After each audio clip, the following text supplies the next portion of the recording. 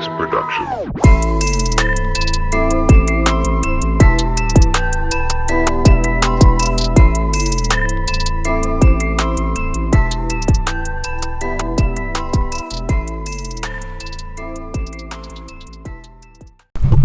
What's up? What's happening? Welcome back to another edition of the Minor League Take. This week I'm here with my good friend Shea Murray. Shay, how you doing? Hey guys, how's everybody doing? Me and Shay have played together pretty much every single year of pro ball. You have started off your career with an injury, but you've recovered from that. You made your way through, and last year, we got some time in AA together, and it's been good so far. But let's start where we start with everybody. Let's talk about what high school baseball looked like for Shea Murray. Yeah, so high school baseball was kind of on the back burner at a certain point. I mean, I was playing multiple sports. So I started, I was a three-sport athlete. So I played basketball, and I played football, and I played baseball. And then basically at some point I decided, I don't know if football is something that I'm interested in anymore. Switched to soccer towards the end of my high school career. But my primary focus at that time was basketball. I loved playing basketball. And anytime basketball season ended and baseball season was about to start, I was like, dude, I do not know if I want to do this right now. And then I finished my basketball season my senior year, was thinking, do I even want to play? I was trying to go play college basketball. Do you have any offers or anything? Yeah, so I had a couple Division II basketball and baseball offers.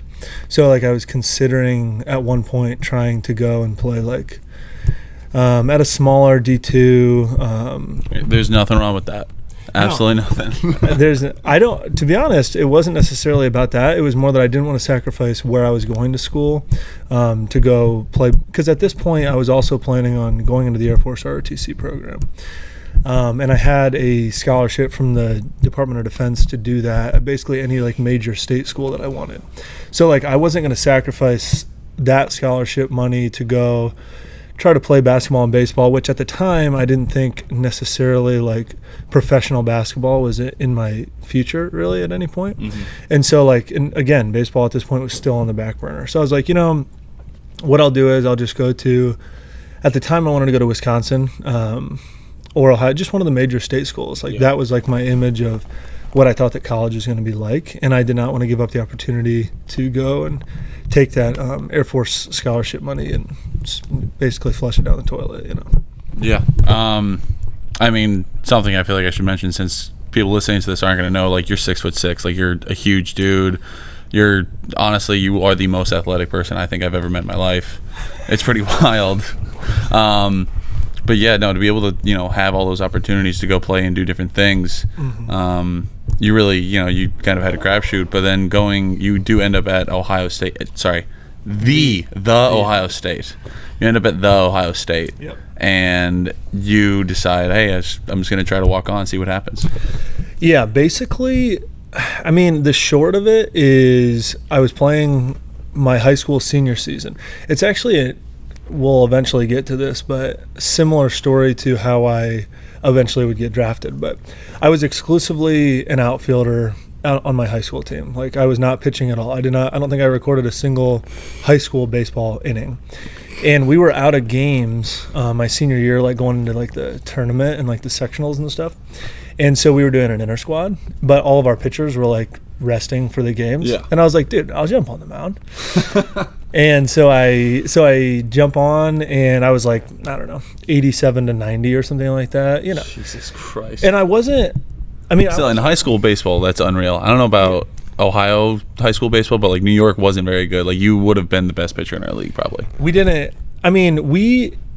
at the time, your perception is all different. I thought we had we have a good small public Ohio high school program. We've had a lot of draft guys, whatever. So to me, Defiance High School, Defiance, Ohio is where I'm from, was a baseball hotbed. But as your understanding of where baseball factories come from in California and Texas and Florida, you start to realize that you're just a really small dot in the grand scheme of things. So it wasn't to me, I just felt I always knew that I had a good arm, but at Defiance I felt you had to put in a lot of hours if you wanted to be a pitcher on that team.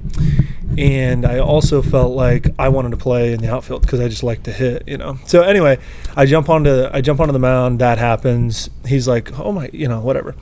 And he's like, I tell you what, if you agree to play American Legion summer baseball, then I'll call the Ohio State coach for you. So I go play Legion ball that summer, which was at the time like the most fun summer of my life. I loved it, but that was because I was raking. Like I literally, hey Robbie, I mean, I felt like I hit like 500 and I was just hitting bombs, and they would just kind of like throw me on the mound like once in a blue moon. Yeah. And then that summer, one of like the 5 innings that I had, I was like 89 to 91 or 89 to 92 or something like that. And so my high school coach was like, all right, fine, you know, and he's like, I'll call the coach, like as if he had a whole, I mean, he does. He has a lot of pull in Ohio baseball, but it wasn't like he was going to be able to call him up and be like, dude, I got you on the team. But anyway, so that happens. I make the decision to go to Ohio State because Wisconsin actually does not have a baseball program. Okay. So I was going to go to Wisconsin because they don't? I thought they would have. I don't know why. Just big D1 school. Yeah, you would think that. They just don't. I mean, for whatever reason, it's just whether it's Title IX or because it's the weather. I mean, it's whatever. That's kind of irrelevant. The point is I decided to go to Ohio State because I was like, well, if there is going to be an opportunity to walk on, like that is immediately nixed if I go to Wisconsin. So I decided to go to Ohio State. I'm in there as a freshman, basically exclusively like an Air Force ROTC cadet. Like that's my primary reason for going there. And I'm like, you know, like they're going to have walk-on tryouts. Like I'll get to that when I get to that. So like I arrived there. I'm like, you know, going through all the Air Force stuff, which is like Tuesday morning, wake up at 4 a.m., you got drill. Wednesday morning, yada, yada, yada. Jesus. But as an 18, 19-year-old, I would not have been able to do that. Yeah, as an 18-year-old, yeah. And I was also part of like, it was tied to my Air Force scholarship was a computer engineering major. And so like I was doing that, and then I was doing my Air Force stuff, and then I was trying to create a social world. But I emailed Coach Beals, the head coach at Ohio State, and I got like a cookie cutter like auto response about walk-on tryouts, and it was just like, they're going to be on this day, make sure you have a physical, whatever, come and we'll just see what happens. And so the first hurdle was a physical, because I was like, where am I going to get a physical? So I'm like, and I don't have a car, it's my freshman year, and so I'm like, you know, I'm pretty creative. I'm like, I'll just use the bus system, you know, like as if I'm coming from a small rural town, as if I have like any idea of what the bus system works like in Columbus. But I Google and I find out that you can get like a basic physical at Rite Aid. Oh my God. So like and this is before Uber, by the way. This is a long time ago. This is 2012. And so I take a bus to this Rite Aid. It's like one of those minute like walk-in clinics, you know, at Rite Aid. And I get the physical done, even though I don't even know if it's the correct physical. And then like it occurs to me that like I have no way to get back. So I like walked and my phone was dying too. So like I walk like 3 miles back from the Rite Aid, and I finally get this stupid physical. And the next day was the tryout too. That's the thing. Like I was not exactly fully prepared for this. Were you built up and like ready to go? No chance. I mean, I played summer baseball, but I mean, I don't. At that age, leading up to that, you weren't like actively throwing. No. You don't even have any. Like again, it's another like point of perception. Like I had no idea what it would have meant to be like prepared to do something. I just was like, I'm just gonna go there and just see what happens. No roll up. So I go there, and I was thinking about trying out as like a two-way situation. Huh? I was thinking about trying as like as an outfielder, like, but my baseball coach from my high school was like, dude, he's like, they're not going to keep you as an outfielder, just try out as a pitcher. Yeah. So I go there as like, you know, try out like as like candidate number 57 or you know, something random. Like I gotta imagine that there's a lot of guys that show up to Ohio State to try to walk on. Yeah, there was like 75 guys or something like that. And holy crap! It was kind of like I mean, I never. That's the other thing. I never did showcases, and I never played travel ball. So like, it was just high school baseball, but it was the way that I imagined like how a showcase would work. Like they just basically literally like pinned, like how if you like ran a marathon, they would like pin a number on you. They like pinned a number on me. And I got on the mound and I was like 90 to 92. And I was like, I'm bigger now, but I was like 6'4", probably 175 at the time. just, wiry, but I was just like, I was just spinning it like crazy. Yeah. And also I was just throwing hard, hard for that age, and they just saw the projectability. And sure enough, they called the next day and said, hey, Coach Beals wants to meet with you. Or no, they actually responded to all of the walk-on guys and said, thanks everybody for coming out. They're still addressing us as numbers. These numbers, like 57, 71 and 3. It was like Squid Games. They were like, Coach Beals would like to meet with you. Please reach out to us as soon as possible. Yeah. And there's actually 3 of us, which I was there for 5 years, and I never saw anybody make it out of the actual walk. We had like preferred walk-ons, but I had never seen anybody like make it out of the walk-on tryout aside from us, me and one of my other buddies, Mike. And then like my freshman year, I took a red shirt because I was still like having not. You still got to develop a little bit because like you don't have like real experience on the mound other than just messing around a little bit in summer ball. I mean, it's essentially the same excuse that I make to this day. I don't have a ton of experience on the mound, but I redshirt that year. I go and play summer ball in like it was the Great Lakes Summer League, just like a small collegiate summer league. It was not the Cape Cod League.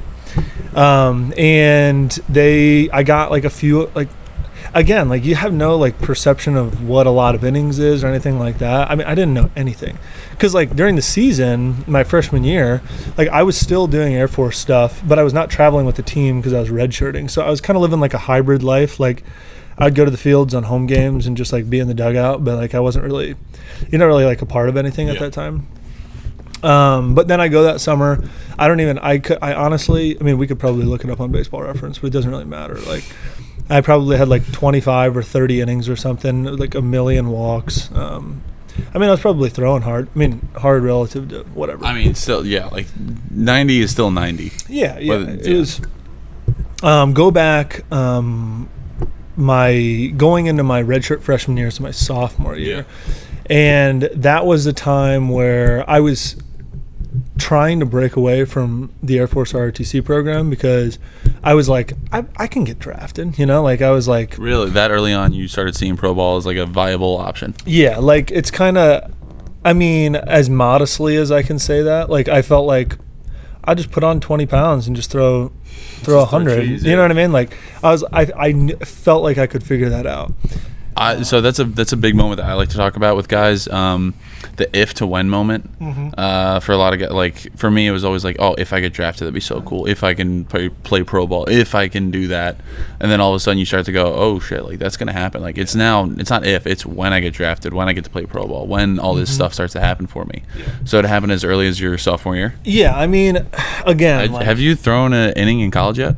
No innings in college yet. But it was not like an awakening for me as much because like I kind of said earlier, like we had guys from my high school that had gotten drafted. Yeah. And like I always felt like I can move faster than these guys and jump higher and run, like I can figure out how to do that, like if that is the path that I choose. And I mean, again, that's really naive, especially because I still have 0 innings at the time. And I probably just played like trash. Like the fact that I don't even remember should go to tell you that it was not a memorable summer ball season. Yeah. I mean, we had fun. I discovered what Rolling Rock was at the time, which was electric, just green bean beers. But no, we had some fun that summer. Then I'm going into my sophomore year trying to decide like if I want to depart from the Air Force ROTC world, which was a hard decision because my older brother, he's 2 years older than me. He was an Air Force ROTC at Penn State University. Okay. And like at this exact time, he was finding out that he was getting a pilot slot, which basically in the Air Force, it just means that like there's like a candidate selection method where they got to figure out if you're good enough or whatever the metrics are to receive a rated pilot slot. And so like he was a heavy influence on me. That's Sean. And I knew that he had like a desirable path, and I was like kind of following in that direction. But also I was like thinking like I also have this like heavy baseball influence now, even though I still like, in terms of enjoying the sport, like I enjoyed the community of the sport and like being around the guy. To this day, I still I mean, I've garnered a love for the sport at this point, but Yeah.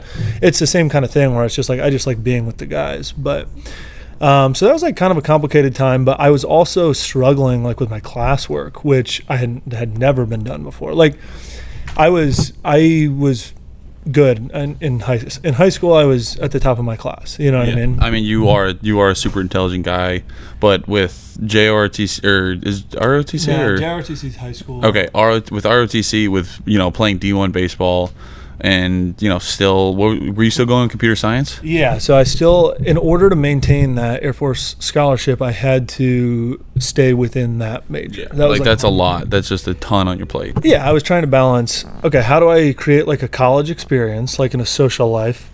I think that I can play baseball at this level, and I have this group of friends, and then I have this Air Force stuff going on, which doesn't come with, it's not like just in name, like I'm doing like 3 to 4 to 5 times a week. Like I have to take classes for this. I have to whatever, yada, yada, yada.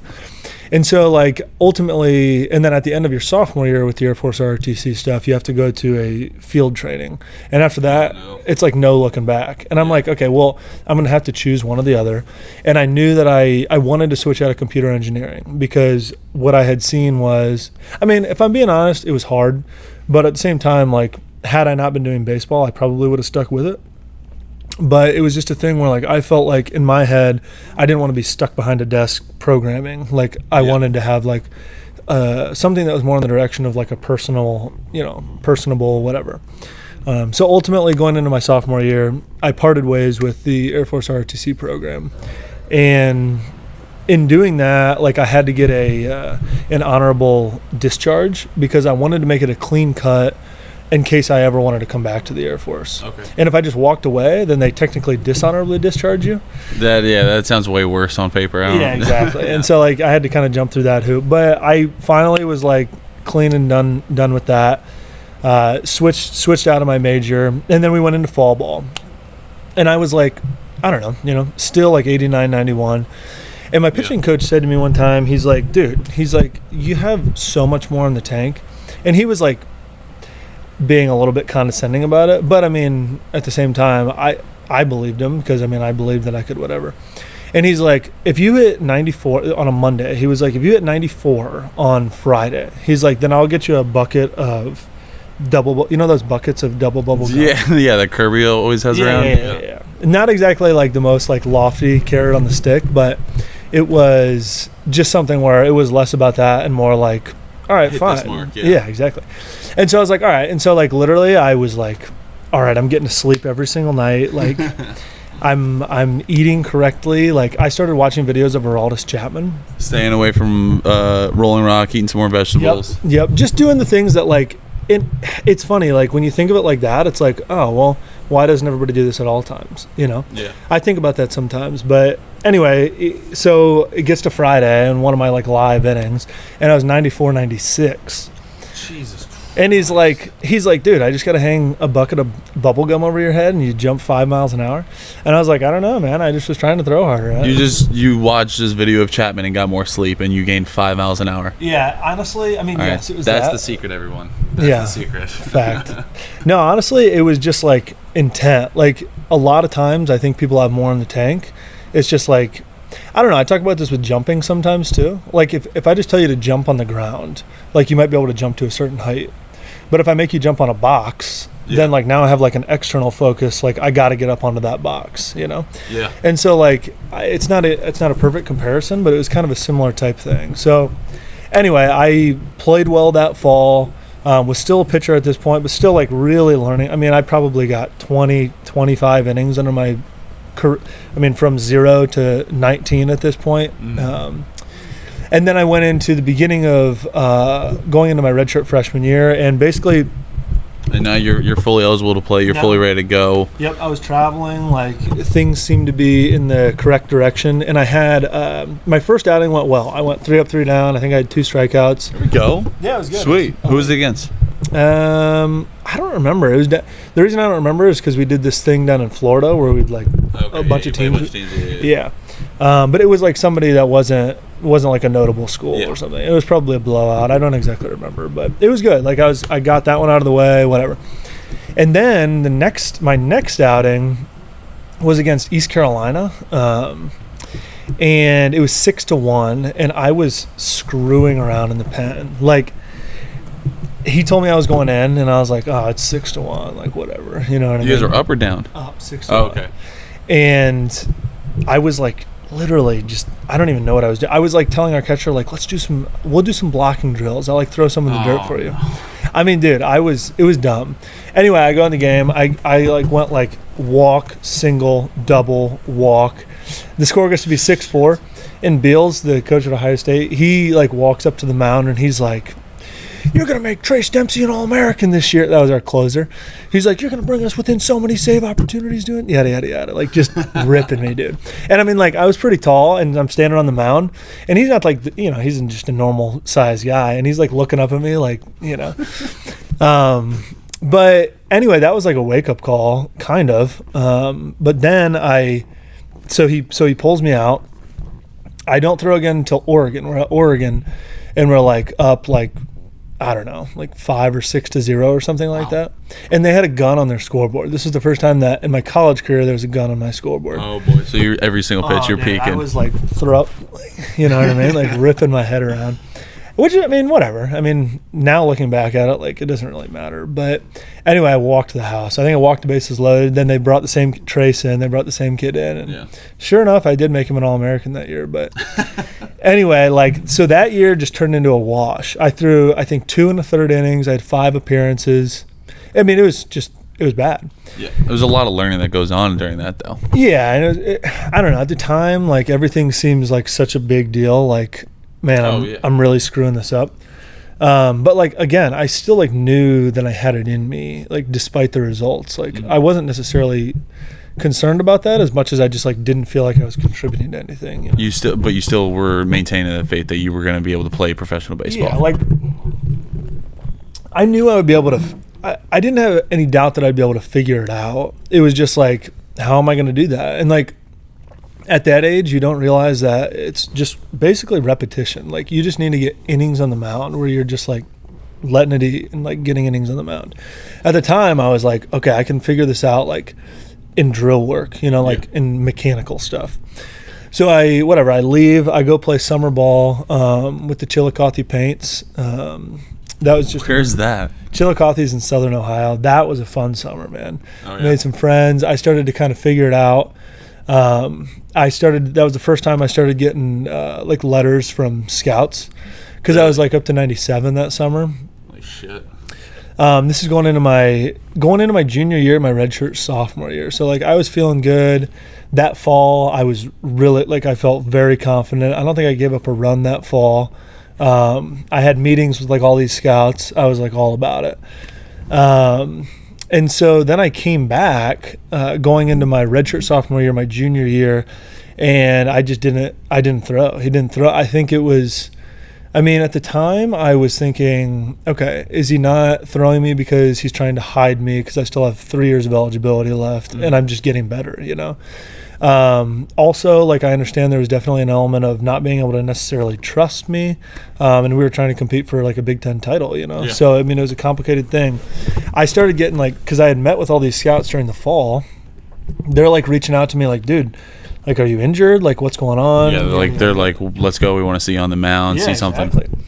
So I finally throw like 5 or 6 weeks into the season. It went fine. It was not like the previous year. Like, it was fine.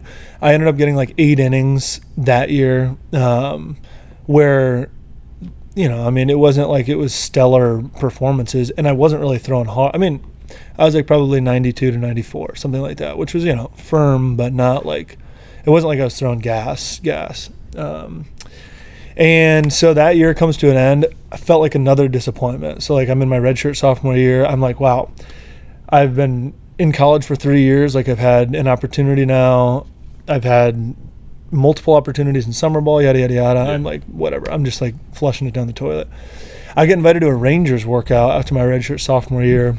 There we go. Where was that at? That was in Chicago. And it was freezing, dude. It was literally like, really? Yeah, it was like cold, and it was, I mean, I don't know, it's just windy. I mean, it was a windy city, you know. I live there now, but I didn't know anything about it at the time. But But anyway, I performed well at the range. They had all their national guys there. They had cross checkers, yada yada yada, and I performed well. I mean, I was hitting spots. I didn't throw any pitches slow. I was landing my breaking ball. Like, Yeah. I'm doing this in spite of my coaching staff. Like, I'm gonna show them. You know what I mean? And then fast forward to the draft. I'm playing in the Northwoods League at this point, and the Rangers drafted me. And I actually, So we've talked about this before, and I actually forgot about that. yeah, What round was it? well, I was expecting. So the Royals guy and the Rangers guy called me, at like the beginning of the third day, and they're like, expect to get called around like round 20 or something like that. And I was like telling them my number, and I was like, yeah, like I thought I was dope, you know. And it gets like You are pretty dope. Don't sell yourself short. Well, that was like in the Northwoods, you play like a bazillion games in a row before you get a day off. A nightmare. This happened, the third day of the draft happened to be like our first off day in like, 3 weeks. So it's just perfect timing. You get to sit down and watch and be tuned in. You would think, but halfway through the day, it was like the 25th round, and everybody wanted to go to the beach because it was like, oh, we never get an off day. Like, we need to take advantage of this. And so I'm like, all right, well, it's not happening because they had been telling me the 20th round or whatever. So we all leave, and we're like picking up probably Rolling Rock or Natural Light or something, from like a gas station or something. And literally my phone rings, and it's my agent, my advisor at the time. And he's like, dude, congratulations, you just got drafted by the Rangers. And I literally, the beer that I was carrying like dropped out of my hand, and it was like on a little slope.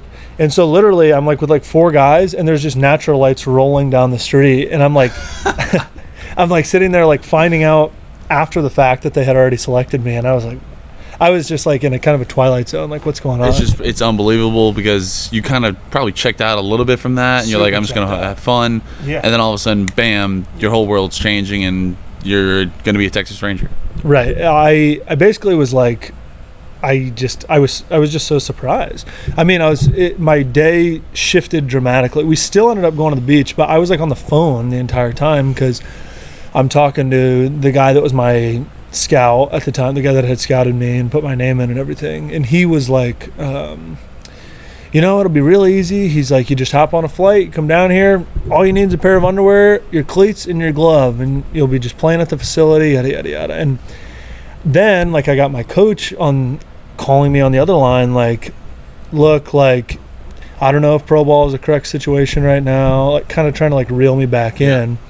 And I was like getting tugged, like, and also this was at the point in the Northwood season where like the halfway point was coming up. And so you had to decide if you were going to play the second half of the season contractually or whatever. And I was like, all right, I'm going to sign. Like, I was all in on signing. Yeah. They had kind of sold me on that. And I had other influential people, like my high school coach that I kind of referenced earlier, like saying he thought that would be a good idea.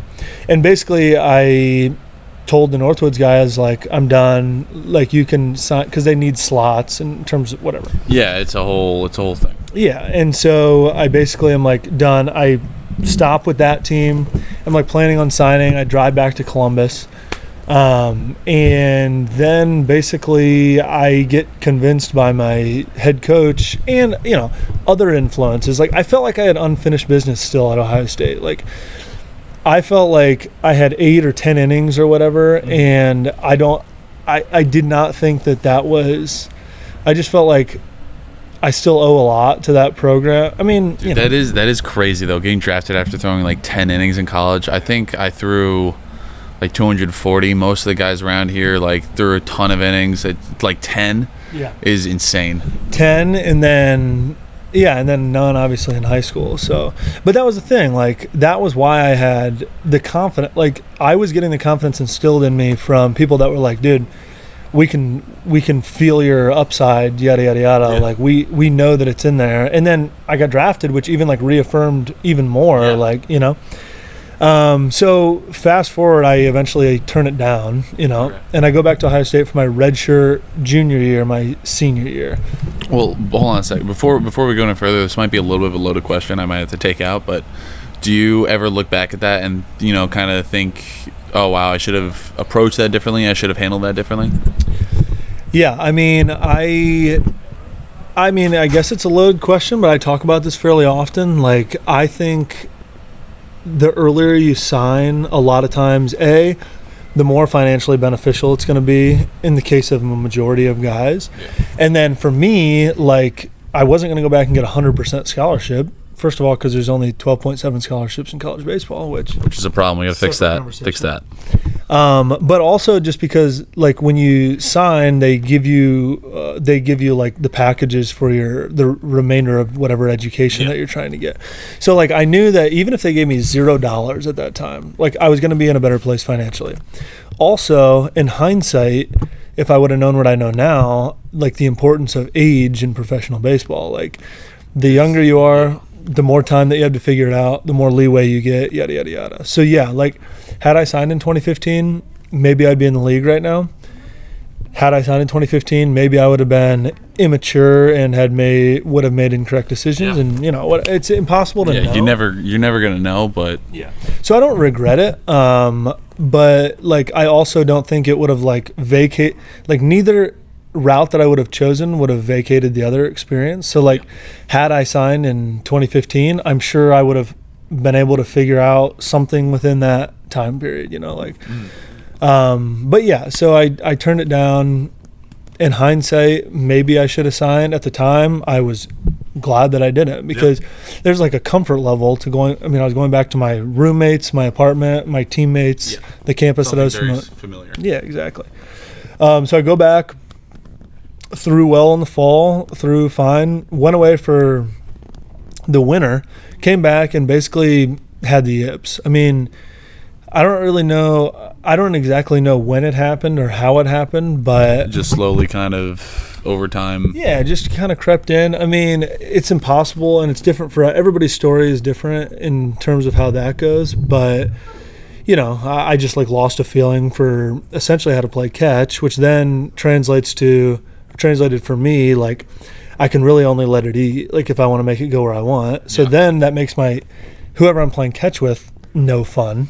And then like in the process of doing that, you lose the feel on the mound, you know? So yeah. And it's especially different too. Like I kind of feel that too. Like if I'm not letting it go, then I'm not going to be sure where it is, but I only throw like 88, 89.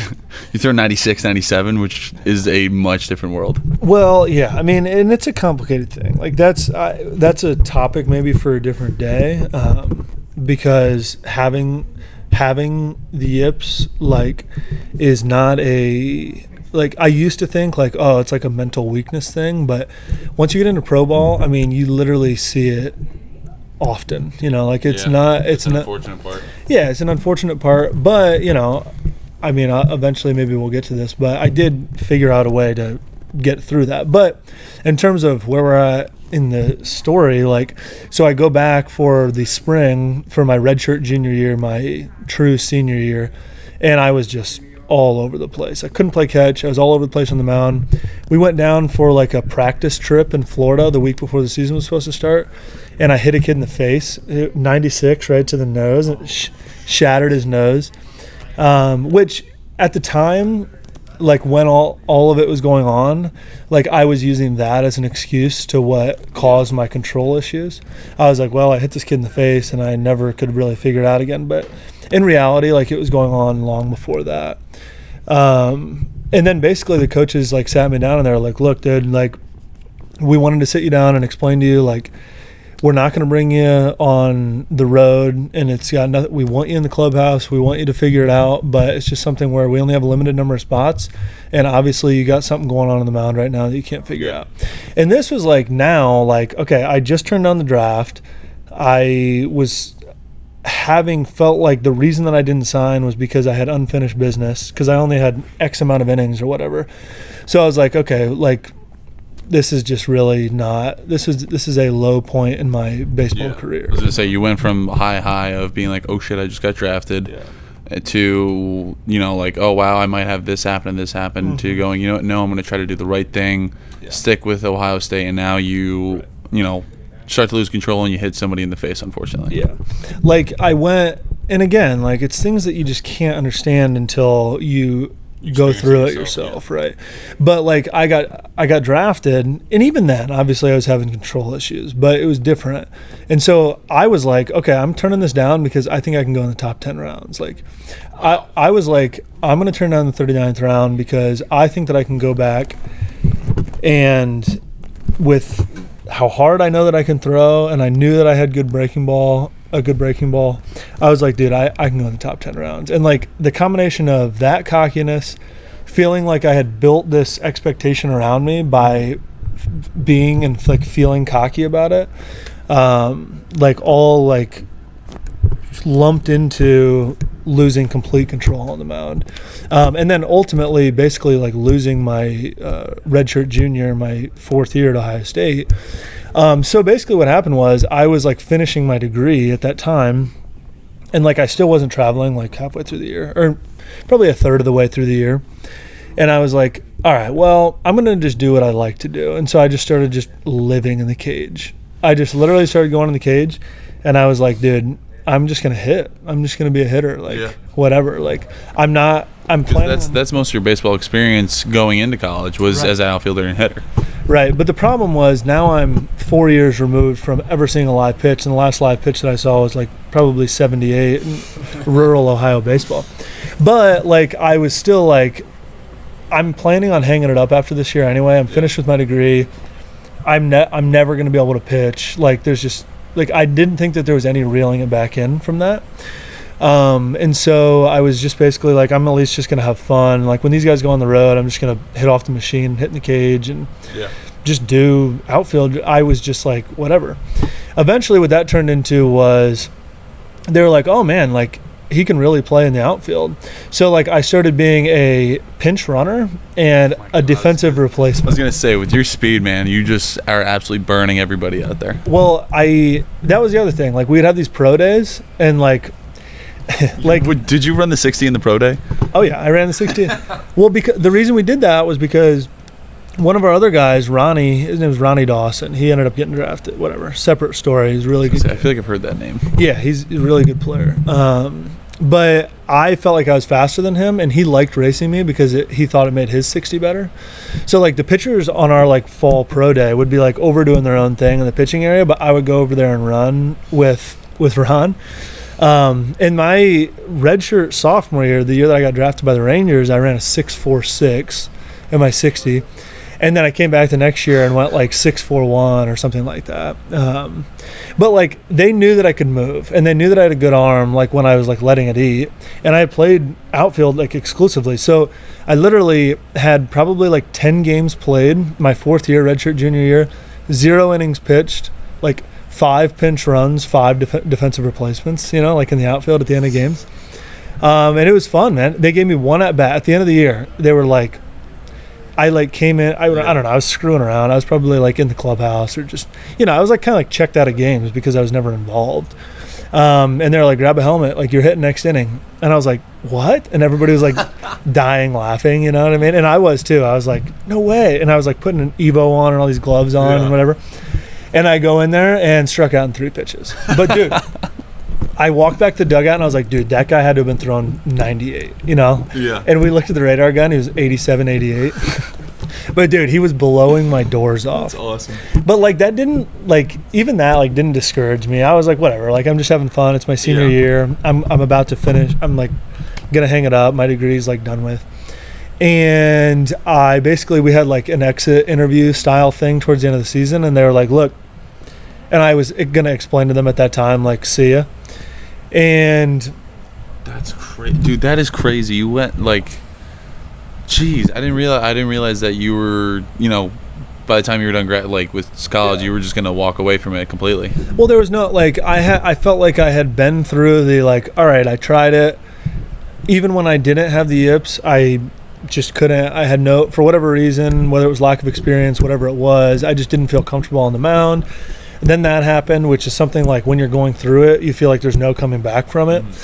And I was just, I was just swinging in the cage and running around my entire redshirt junior year. And I was just like, this has been a blast.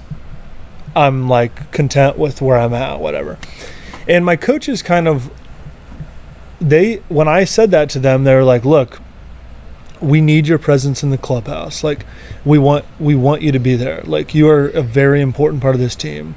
We want you to go exclusively to the outfield. Like, would you be interested in just coming back exclusively as a hitter, as an outfielder? We can't guarantee that you're going to play at all, because obviously we have guys that we recruited to come here and play outfield. But at the end of the day, you can have influence in the clubhouse. We know that you can at least, figure it out and have fun running around, whatever. And I was like, that was a hard decision for me, because I'm like done with my degree. Yeah. I'm like, am I really going to come back and basically not do school, lose another year, yada, yada, yada. I mean, that is a big testament, though, to like you as a person, that they just are like, we don't, because you are, like I said earlier, you are one of the best athletes I know. They didn't even want you for your athletic ability. They want you for the person you are, which I think is a incredible testament.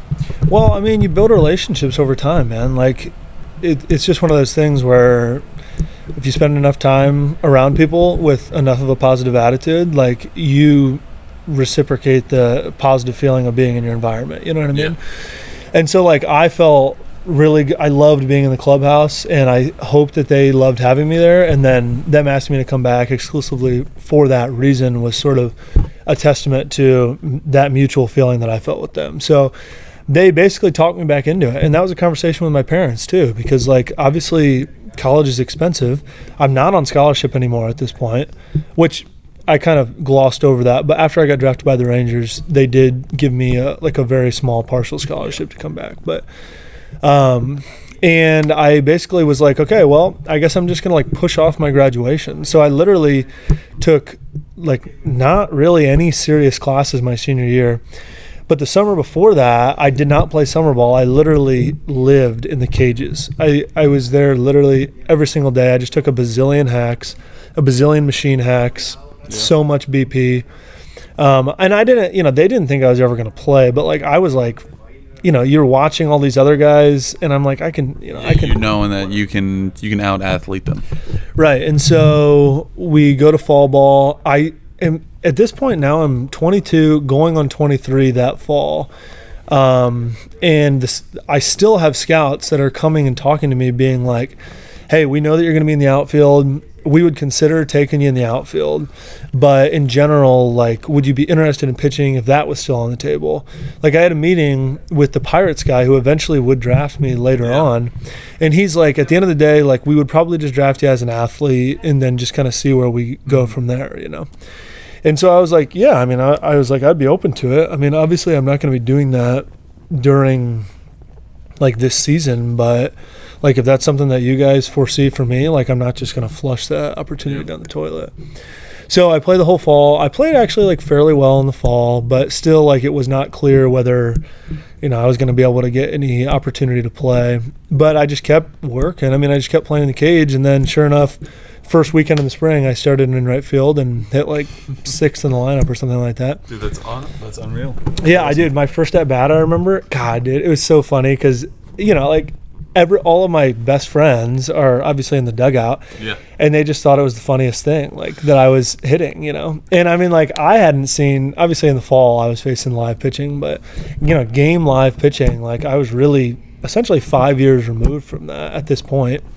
But I just kind of figured it out. I struck out a bazillion times at the beginning because, like, you can't even understand trying to face breaking balls. I mean, I get a fastball, but I saw 4 fastballs in my one at bat, and I still struck out, and I had no chance. Just zero chance at all. I mean, dude, it's hard. Hitting is hard. But eventually, like, I did figure it out. Like, I ended up hitting like just above maybe 250 with a couple bombs, several doubles. There we go. That's all you got to do. That's even more. That's more than I'm sure what they were expecting, right? Yeah, it was fine. I mean, I played basically I probably didn't start every game, but I mean, out of the whatever amount of game I had like 200 plate appearances or something like that. So it was like a full college season. And I mean, I really just thoroughly enjoyed being able to be like an athlete again. I loved coming to the field because now I didn't have this like yips hanging over me, like I got to go do my throwing program. Like I dreaded throwing program every single day when I was still being a pitcher, and it really like made me really really re-enjoy like playing the game.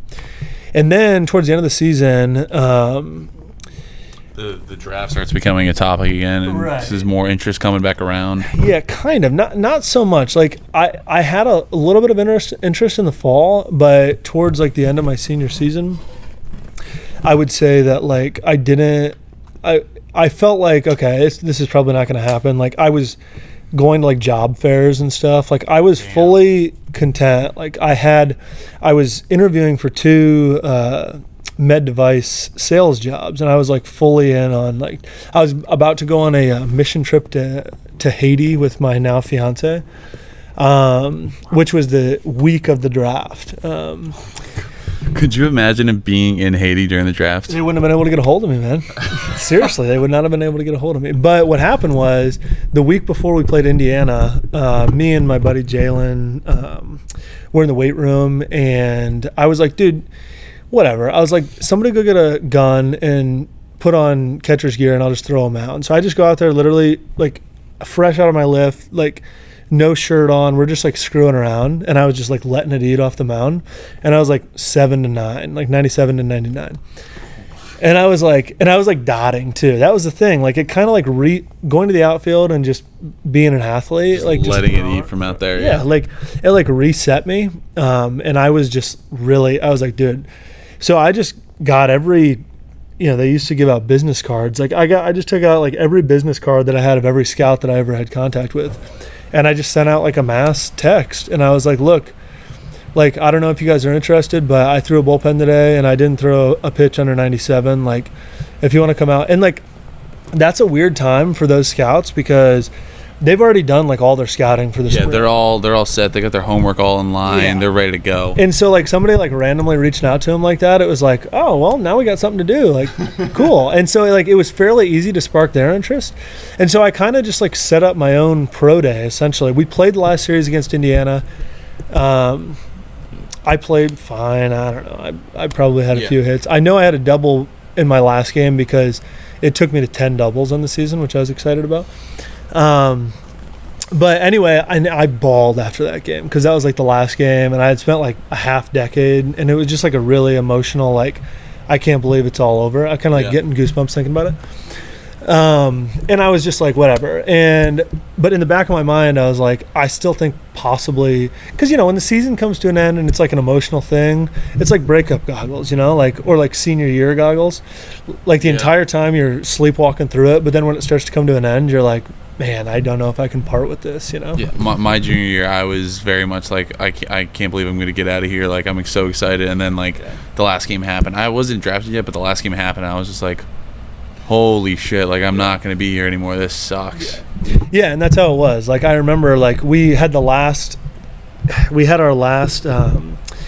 like, end of the game meeting out in the outfield. And then Beals says, all right, all seniors, you guys get out of here. I'm talking to next year's team. And so, dude, we're just like, we all like walk out of the huddle and we're just all like bawling, dude. And like, it was our senior day. So like my parents and everybody's like sitting over there. It was just like a really emotional time. But like, again, like in the back of my head, I was like, I can figure out a way to like make this continue.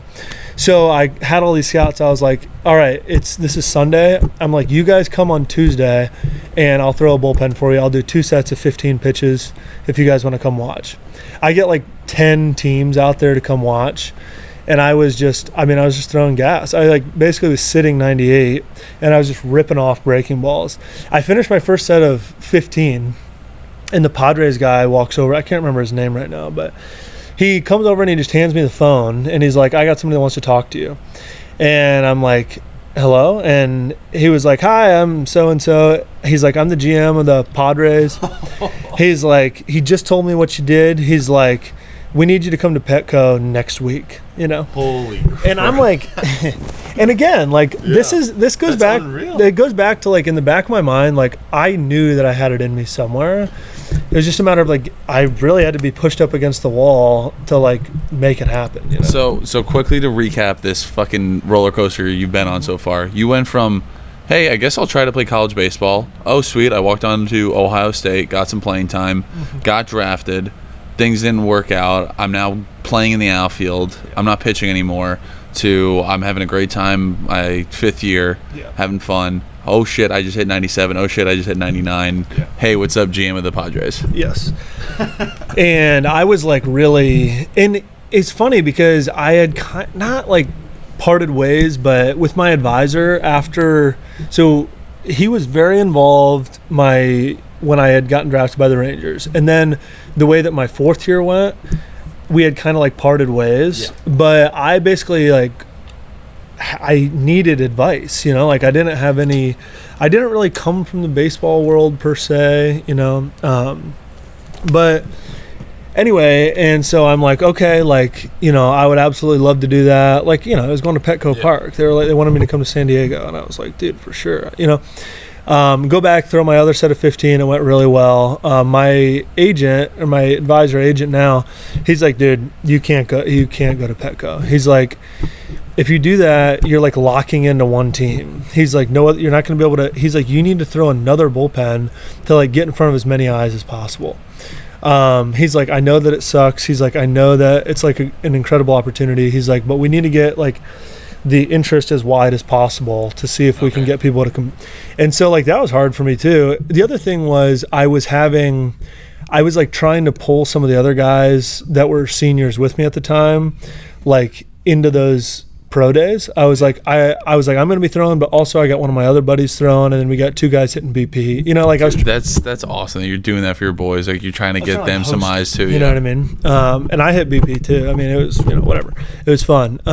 So then I'm like, okay, call more guys, because now it's like starting to be like a rumor. It's like, oh, dude, did you hear that the Murray kid? He was throwing really hard. Yada yada yada. Anyway, so I get like another 5 or 10 guys or whatever to come out the next Tuesday. Same thing, I was throwing harder. Like a couple guns had me at 100, but I think that the stalker was 99. Do you count that? Do you count that as 100 in the book? No, you don't. I always told everybody that I hit 99. Come on. But that garnered like more interest, and I remember I was golfing, and I literally felt like, you're just so like cocky and naive, and like I got the Mets guy on 100. You have a reason to be cocky at that point. Yeah, but I didn't. I also had 10 innings and 1,000 ERA, and whatever, only 3 bombs. But I'm like talking to the Mets guy. He's like, listen, you need to let me know if anybody calls before the 5th round. He's like, because if they do, we're going to take you in the 5th round because we're not letting you slip away. And then I got the Pirates guy calling. He's like, listen, we're thinking 5th round. He's like, if anybody calls, you need to let us know immediately. Yeah. So I'm thinking in my head like, okay, well, if neither party calls first, then like, how is this going to work out?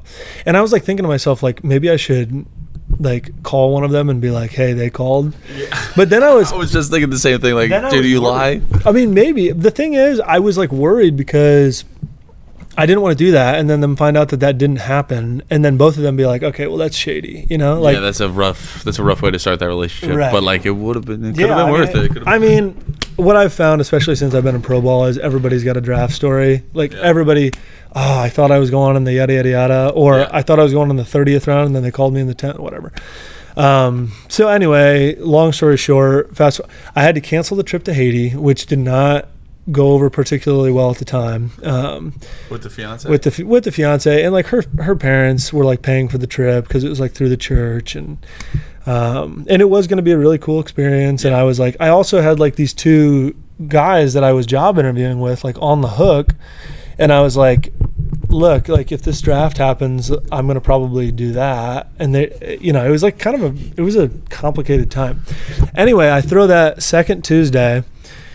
One of my pitching coaches calls me, and he's like, hey, you need to throw again on Thursday on like a day's rest. He's like, because I got this Yankees guy coming in. And I was like not happy about this, because I'm like, why are you acting like you're getting these guys to come in here when I made all these calls, whatever. I'm like, I'm not going to do it. I'm like, I'm not ramped up for that. I can't do that right now. And he's kind of like challenging me. He's like, I mean, if you can't throw on a day's rest, you're not gonna be able to play minor league baseball, And I'm like, okay, well, sorry, but like, I'm not gonna do that. Hang up the phone. The Yankees guy calls me, and he's like, hey, I just talked to the coach. He's like, I I need you to throw. He's like, I already submitted your name and I'm not allowed to do that without video. I was expecting to be able to get video on you. And like, I got my head coach saying like, dude, you don't have anything else to prove. Like, the only thing that anything can do is lower your draft stock. But anyway, then the other coach calls me back again and he's like, I'm going to stick my neck out for you, and then you're not even going to be able to show up and throw for the Yankees guy, yada, yada, yada.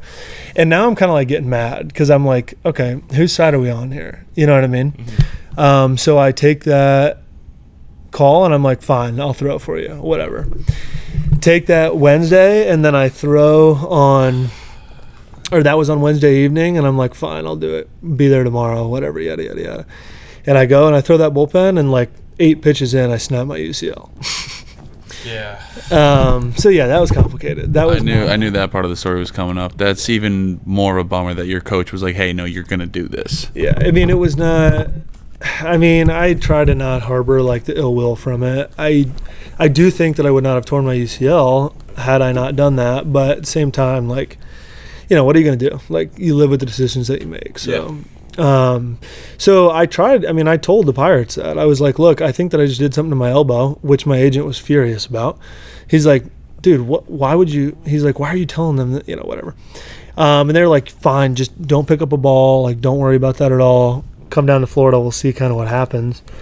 Because at the time I didn't know, like, and I was holding out hope, and maybe my UCL was not torn at the time. Like, I don't know. I just felt like I was sore and maybe whatever. Mm-hmm. And like, I had guys looking at it, and I obviously eventually was drafted in the 18th round by the Pirates during that draft. Was draft day pretty much just like we will hope and see because with how your elbow was feeling? I was no, I wasn't worried about my elbow being a problem. I actually was disappointed to fall on the third day because like I thought I was going to be able to get the 10th round. Like, that was what I was, they do seniors in that round. Yeah, I didn't I don't know if this draft had happened yet, but I know like Walker Buehler was a guy who got drafted with the torn UCL. Clark Schmidt was a guy who got drafted with the torn UCL. Like, it has been a thing in the past. Yeah. And both those guys have clearly worked out very, very well. Yeah. Like, the difference is I didn't know and they didn't know. Like, it's not like I said to them, hey, I got an MRI and my UCL is torn. Yeah. I just said, like, my elbow's sore. And they were just like, don't pick up a ball.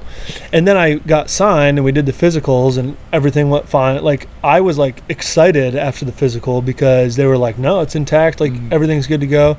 And it could have been, because then I go to do my first throwing program and it's just like a light catch and it's fine. And then I'm starting to like feel twinges, and then basically, fast forward, they do the MRI and it's torn. Yeah. The MRI story is kind of funny also because they do the MRI. I'm like begging them to give me the results, and they're like, no, we're going to fly you to Pittsburgh. So I fly to Pittsburgh, meet with our team doc. He's like, look, you got 3 options. He's like, 1, we can do a full reconstruction of your elbow, commonly known as Tommy John. You're 23 right now. It's going to take you 16 to 20 months. Not going to throw your first professional pitch until you're 25 years old. He goes, option 2, PRP, plasma-rich injection, or whatever it's called.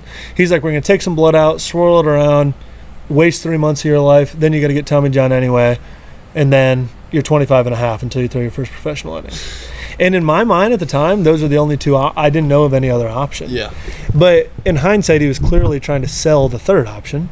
And he goes, but there is a third option, Yeah. Which has been up to that point, was very experimental. Only like a handful of guys had gotten it, right? Yeah. Still, I would describe it as like fairly new.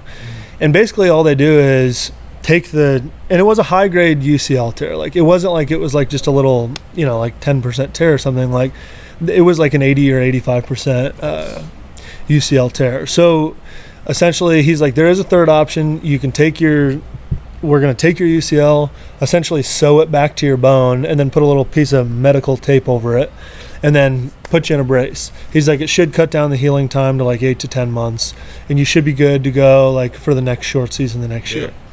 And so that's what we do. And that's what we ended up doing. And to this point, it's worked out fine. Although when I was like going through spring training and stuff, like, it was not. And again, like at this time, like, I'm rehabbing my elbow. The last time I'd thrown on the mound, I was like, felt like I was carving people, not carving people, but carving the dummy in the bullpen. You're throwing 99 with a hammer in the bullpen. Like, you you're going to have more than enough confidence to go out there and pitch to real hitters. Right. Like I was confident. But through the rehab process, yips sneak back in, because it's like now I'm like worried every throw about my elbow. Yeah. On top of that, like it's reigniting old feelings. And I'm like really questioning, like, is this something I even want to do anymore? Going to my first short season, and it was basically brutal. I threw like, you were there for that. I was there. Was I there for your first game back? No, were. I saw you pitch at Penn State. Yeah, And I got in trouble for eating a cheeseburger in the stands. Yeah, apparently you're not allowed to eat in the stands. But it was not fun. Like my first professional outing, I went 12 straight balls, walked the bases loaded, then they pulled me out. No strikes, but also no outs. And then Moose came in after me, and he gave up a bomb. So now I got 0 innings on 3 earned. And it was really all at that time. And my parents came to that game because it was my first professional outing, and it was at Youngstown State, Mahoning Valley. Okay. And that's fairly close to Ohio. I mean, it is Ohio. That's good. That's pretty good timing. Then it works out nice. Yeah, it worked out nice. Except for afterwards, I was like, I don't know if I'm going to be able to do this. This is brutal. And so, yeah, that's basically that. Those 12 pitches or whatever was how it started, but that was pretty indicative of how the season went. I had maybe 1 or 2 good outings towards the end of the season where I felt like I reeled it back in a little bit, but I still was having a lot of trouble. And everybody wanted to blame it on my elbow, but to me, it was not my elbow's fault. It was my fault.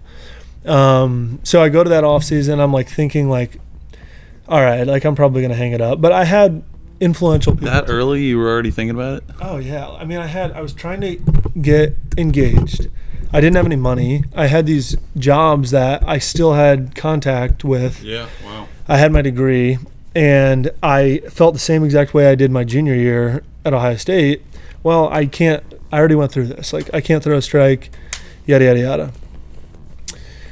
Everybody's like, dude, you have to go at least to 1 healthy spring training and just see how it works out. So I spent that off season in Chicago. Rachel, my fiance, had taken a job. The job was based in Cincinnati, but her territory was Chicago. Yeah. So we moved to Chicago. But I had 0 baseball connections there. So I took a job at a gym because I knew I wasn't going to have to pay for a gym membership then. Mm-hmm. So I was like, all right, check. I'm going to have a place to work out. I'll just work at this gym because I'm going to need money to be able to make rent, and it'll also give me a place to work out. But I did not have a place to throw. So I'd walk from our small apartment in Chicago to the gym. On the way there was a dog park that had a really high fence. Yeah. And so I would stop in this dog park with my bag of baseballs, and I just would throw into this really big fence. And I did that even when there was snow on the ground. But what I started to realize was okay, I know how to throw things, I could pick up a bottle of water and I could throw that where I wanted, or a football or a softball. Why? It's my body knows how to throw. There's no reason it shouldn't know how to throw a baseball.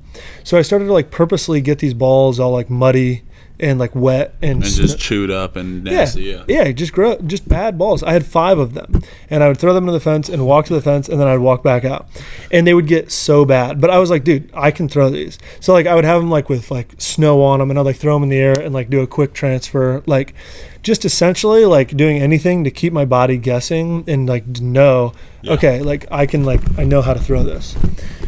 Do that all off season. Come back in spring training. My arm feels good. I had just worked out at the gym that I was working at all year.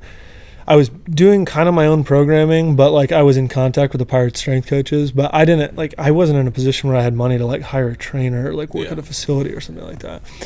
So I come back to spring training, and my meeting at the beginning, we used to have the meetings at the beginning of it. The one-on-ones. And basically that's where they kind of say here's sort of where we see you at this moment. And he was well, I hope the off season was good, but you're gonna have to figure out how to steal somebody's job. And so I'm that's intense right out the gate. Yeah. And I was okay, well, and the thing is, I knew that was coming. They drafted me. I was injured. Finally, I came back from injury, couldn't throw a strike, which they had already thought that I couldn't do anyway. Yeah. So I'm all right, well, I guess, what are you going to do? I would rather them tell me that than be we got you slotted to go to high A or whatever. and this was 2019, and then I performed well in spring training. Like I proved to them that I could throw hard. I wasn't throwing hard, but I was like probably 92 to 95. Which is plenty hard, yeah.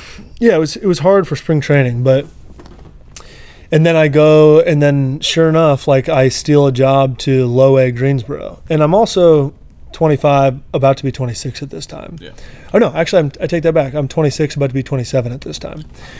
And pitch well for like 4 weeks in Greensboro, well enough. My velo starts to creep up. I get up to like 98 in Greensboro, and then they promote me out of there. Me and Mears on the same day. I was gonna say, you and Mears the first two out of the gate.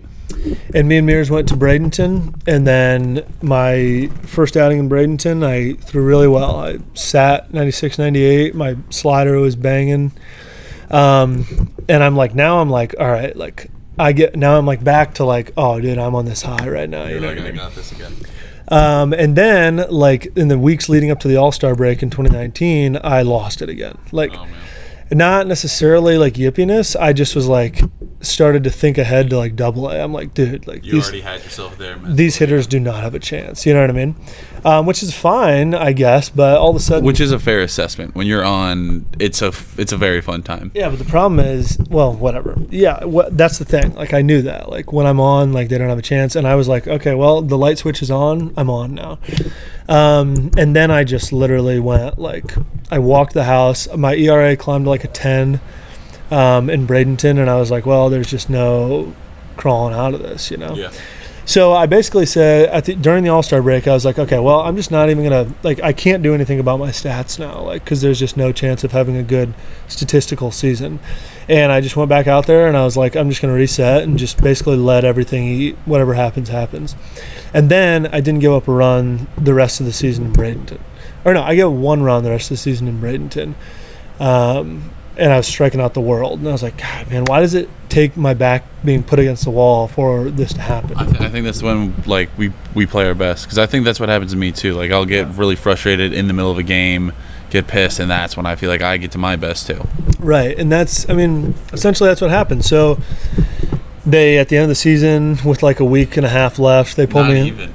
Yeah, actually. I think we literally we had like 2 games left, and I was thinking week and a half in the Altoona season, but yeah, it was our second to last. I threw on the second to last day of the Bradenton season. Yeah, because we're all pumped because the hurricane's coming. We're gonna get our season canceled early. Yeah, and we're all kind of excited to go home, and then all of a sudden you get promoted to Altoona in a moment where we should have been so pumped for you. You were like, dude, you gotta be kidding me. Well, that's the thing. Like I threw on the second to last day, so then I knew I wasn't going to throw on the last day, and I had 3 punchies. I struck out the side, clean inning. That's great job, me. Well, there was plenty of front office people there too. That's a way to figure it out, like that's what I was thinking.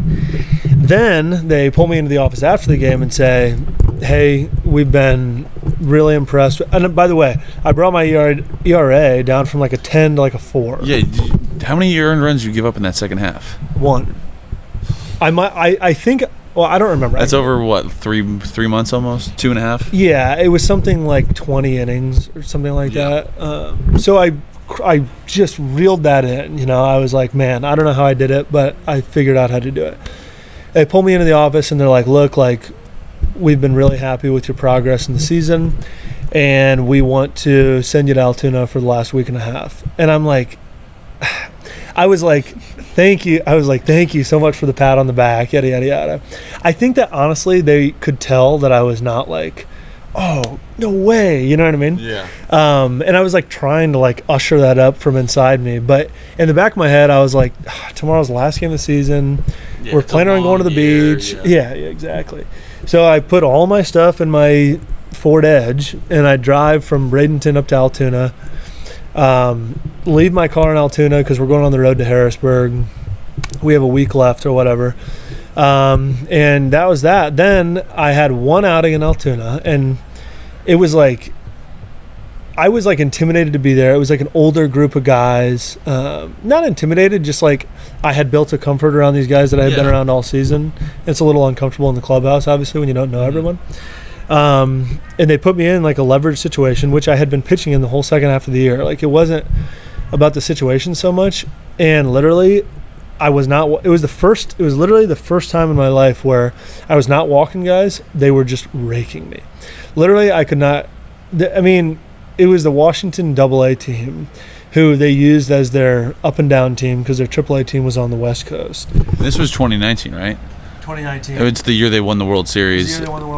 They had like 4 guys on that team that got World Series rings right in the playoffs. So that's a dumb. And people would say that to me after the outing, I went 1/3 of an inning, gave up 6 earned. So on my like baseball reference page, that's a 2.52 ERA in AA in 2019. Tough.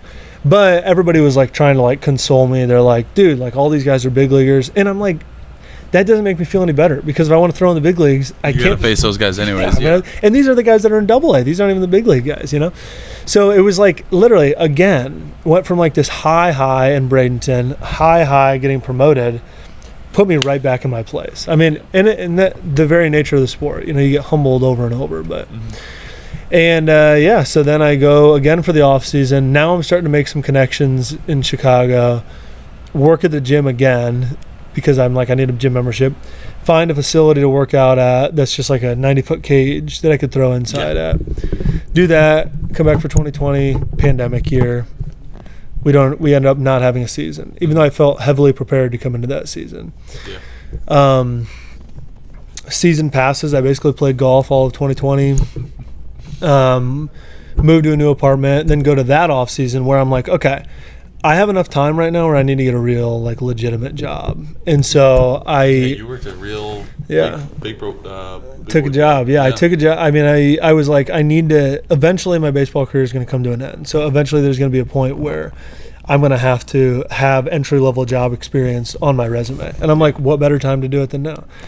So I do that, and I take a job with a health insurance brokerage in Chicago. I mean, it was the whole nine, you know. I mean, I was dress shirt, dress pants, bus down into the middle of the city, job 8 to 6 every single day. Casually was just the best salesman in the whole place. Yeah. And through 95. I mean, whatever. It was that job, honestly, gave me a lot of comfort in when you're playing, like you worry a little bit about job experience after you're done playing because you're like, what have I done? You know, I've never done anything. Yeah, that is part of why I do this. So right. I have a little bit of something on my resume that I'm like, hey, I'm not just a baseball player. Yeah, but what you learn is basically what everyone tells you before you have the job experience, which is you'll be fine, you know? And so then I took the job and it was fine. And it was not a hard transition, you know, like but anyway, I do that job. That made my off-season training programming more complicated because we have COVID, everything's shut down.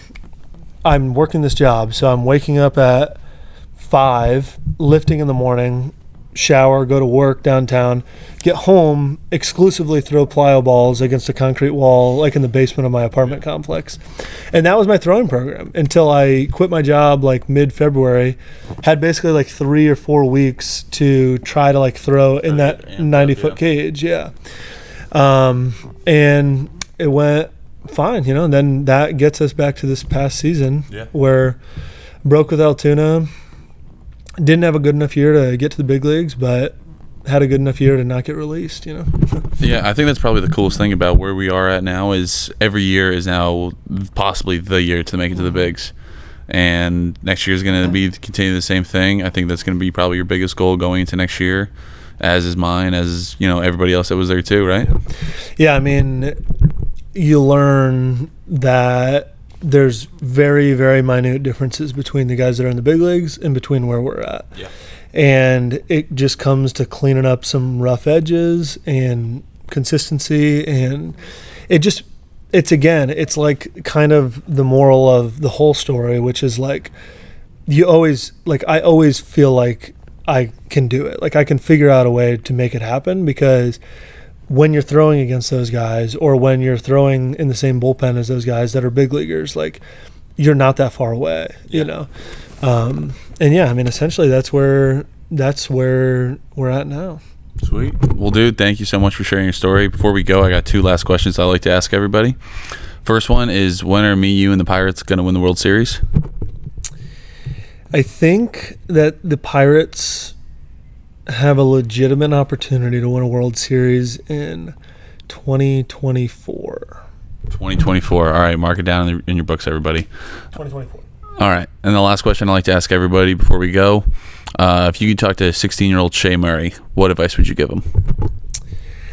I think that I would be more interested. I think it would be interesting to have. I don't know. I think probably what I would say is like, just go into every single day with the same optimism that you know people can relate back to.